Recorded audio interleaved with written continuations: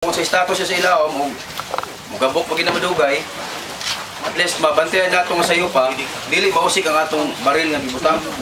Kaya to sir, mo invest ta og 2,000 kada usa, at least 2,000. So sayang kay ba? So para pag-sustain sa atong project, ato gini siyang i-monitor every 3 months. Kung mahimo, kada sa nato na mo tay mga amigo nga lain-lain grupo ba nga ganahan sila mo join sa grupo ato sa income diya mas maayo kung doon na sa ubang mga tao nga gusto mo donate og baril With his name. o na sila organization ang nga sa organization may ato ibutang Bishop or hotel. or bisag kinsa nga maayo mga kuan mga resorts sila Lapu-Lapu kay sila may maka-benefit ani so mas maayo nga sa sulod na to nga kita sulod na to nga pagtapok na natay mga bago nga maagni ba kay ngadto-ngadto mo dako ang grupo at least moingon na mga badlongon diha iyaw nilang pirsa kay nagkadako di man na ikatiyaw-tiyawan diha so ana siguro nga paagi ka-contribute ta sa environment at the same time makatabang sa ta sa mga nagnegosyo sa community nagnegosyo dira sa pita so mo na akong hagyo kay ang ABS-CBN mo suporta gyud basta ingon ani nga apply sa mga programa ipakaron do na mi workout ni Sir Buela kay bawal mo siguro ng iba na yun, di ba? Wala pa. Mas may ba? Ay, ba lang. Okay. Mas at least kahit ba, gusto lang kaya ito yung papel. Okay. Dami gi-workout karon nga mag-adapta o masulit kaya itong grupo mag-adapta o sanctuary. Kanya, ang paperwork sa mo pang gi-kuhan karon. Kung may mo sir, maka-join mo. I-kuhan mo niya. Tanan lang ito sa mga requirement niya. Kay, mas maayo man nga itong i-expand. Ito sa lain nga lugar ba, dili lang dili dapita. Dito sa Pikas nga isla, mag-adapt og sanctuary kay para doon na tay specific nga lugar nga atong i-maintain at the same time og kuha na gina siya kana mapurma na gina siya ba nya daganang isda mahimo sila siya nga tourist attraction. So sa sada at least ang ato sa nga pag dive dili di sa masayang ba kasi klarong purpose aside ani nga mag clean up, magkuwantang buya, kasi lain na purpose. So, okay mo na? Okay! Yes! So, suportahan niyo ang programa para ma-materialize ni pinabangay lang ta. Kaya ito ni paningkamutan ng karon tuiga, ma-materialize niya. Okay? So, balik na October 22. 3 months later. Kuha na ni, pero dahil mo remind. Pero 19 day, dahil Ako may 19. Ako may 19. November 19. International Clean Up. So, October ta. October na rin sa Tagman. Mapuno na sa Tagwan, mapuno na sa Tagbaril. Mas mayo doon na yung additional nga baril. Para daghan ng mga buya nga mabutang ba? Tingnan mo dana na. Next month, magbutang siya tag na po kay doon naman sila additional. Oo. O niya Ato ito na na yung existing duha sa Jesus. itong GDCs, okay. Ato na yung pasalamatan ang Pikas kay sila ni provide sa baril. O niya, ang umasad nga grupo nga ni donate para sa kabilya, sa PC, o sa itong kailangan itong pintura. Si Boy na siya ito yung bumbum sa PC. O sa kabilya. So ato pasalamatan, Sir Boy lang eh. Kaya pagka mag-iunahon ba? Para lang mas successful ang ato ang program atong project. So, ang success ani nga project narasan nato. Kaya lang magtinabangay kita. Kaya ato agnihon ang uban nga sa community nga doon na siya pagmalasakit sa atong environment nga mo join nato para maputihan nato ang atong environment unya ang atong third generation mosunod nga mga generation makapahimos ining atong gihaguan karon. Okay? Ako pwede ba ito paminahon gamay ang representante gikan sa Ocean Care, si Sir Mario, sa iyahang ikasulti regarding aning project. O yun ba siya sa akong proposal nga atong i-sustain yung project? Dahil siya, usa siya ka environmentalist. Dito sa tumaman. Environmentalist na siya. May buntag. So, usa ni sa project sa Ocean Care mo establish og mga sanctuaries, mo establish taon og mga buya. In fact, si Sir Boy ang chairman sa committee sa dive and boat operators. So, usa ni sa mga project niya. On the process pa sad mi karon sa pag-rip namin nakuha nga mga donation mga PC gikan sa mga shipping companies. Amo pang ipa-process ito bag-o nga kanang bag-o siya nga kan ba PC. Size. Bag-o nga size, bag-o nga PC para magamit ko sa tourist. Nya naka-canvas na po pila, mga roughly mga tag 30 meters usually mabay kag mga 90 pesos sa pag-reprocess.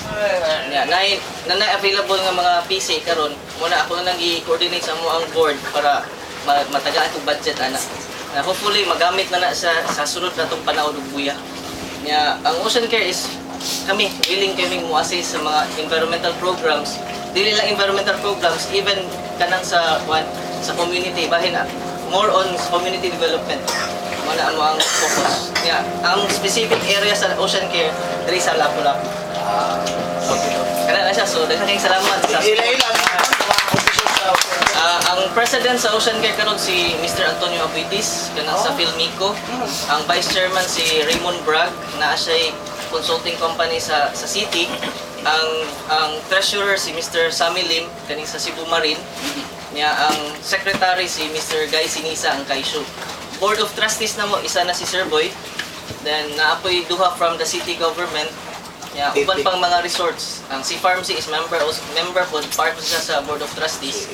So si Teddy Ibanez po, si Teddy Ibanez part po siya. So mo na siya ang part sa mong board niya.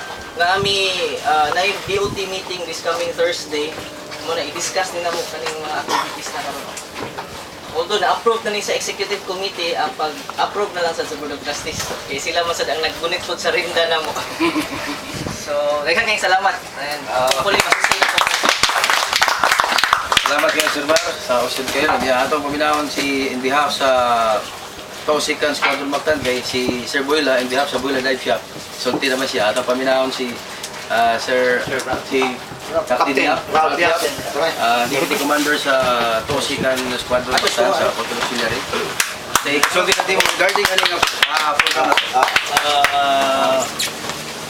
may Maraming hapon. buntag. Maayo kayo nga kining atong project ron ato tang ma-sustain. Kay mo man ni first pa no na nagbutang tag pagkabuya nga dagko. Hopefully within the next few months makapuno pa tag more than at least 10 to 20 hangtod nga malukop gyud nato ang Mactan. Para nga ang mga boat, ang mga atong mga dive boats, mga tourist boats dili na mulabay sa ilang mga angkla ngadto sa dagat nga makaguba sa atong corals. So this is a very good project. So I hope nga kitang tanan magtinabangay, the PNP group, the Coast Guard Auxiliary group, the Ocean Care, the dive shops, and the city government of Lapu-Lapu, and most especially ang ABS-CBN pod sa ilang all-out support sa marine environmental protection na to. Daghang salamat. Ito ba na si Sir Amy Bumanoy kay mo ilumon ni Sir Amy. Yun, daan na siya di saan na to sa iyang support sa atong mga program. Kay ato magidapit usab ang uban ng mga dive shop operators sa Lapu-Lapu mo join na to mga resorts owner para mahimong successful kini atong programa. At the same time, mapaimuslan sa atong community o sa atong mga stakeholders diri sa siyudad sa Lapu-Lapu. Sir, boy. Good morning. Ako nagpasalamat na material ni ang kining activity nga pagpanaod og buya. Ako nagpasalamat sa ABS-CBN, sa PNP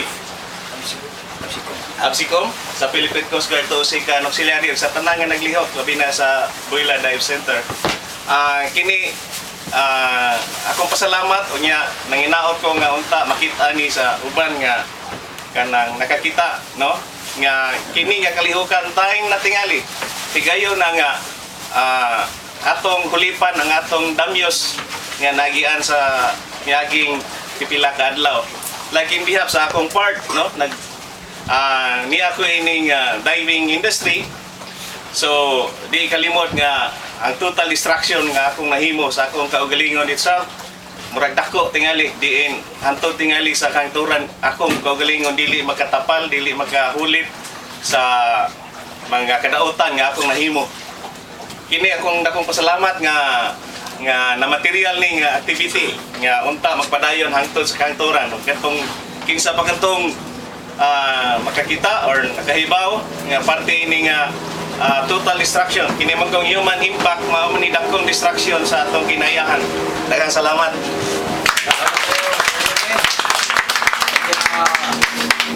hindi naman ang anay nga musulti.